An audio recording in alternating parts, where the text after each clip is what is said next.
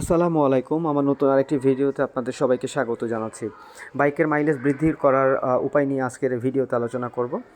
সেটা হচ্ছে যে বাইকের সঠিক সময়ে মোবিল চেঞ্জ করবেন। কারণ এই মোবিল ঠিক সময়ে বা সঠিক সময়ে চেঞ্জ না করলে তখন বাইকের মাইলেজ ড্রপ করতে পারে। এবং সেক্ষেত্রে হচ্ছে যে প্রত্যেকটা বাইক কোম্পানির রিকমেন্ডেড ইঞ্জিন অয়েল থাকে, পাওয়ার থাকে, সেটা হচ্ছে 10W30 বা 20W30 অথবা হতে পারে 20W50।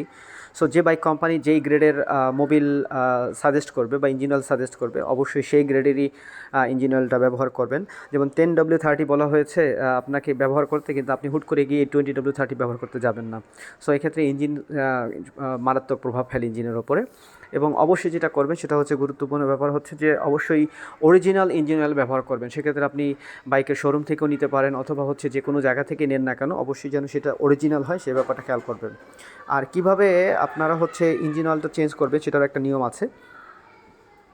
যখন আপনার বাইকটা 300 কিলোমিটার হলো, তখন আপনি প্রথম ইঞ্জিন অয়েলটা ডাউন করবেন। এরপরেরটা হচ্ছে, যখন যেটা করবেন সেটা হচ্ছে 300-র পরে গুনবেন হচ্ছে যে পরবর্তী 500 কিলোমিটার পরে। দ্যাট মিনস 800 কিলোমিটার যখন হবে তখন হচ্ছে আপনি 2 নাম্বার মোবিলটা ডাউন করে দেবেন। এরপরে গুনবেন হচ্ছে 750।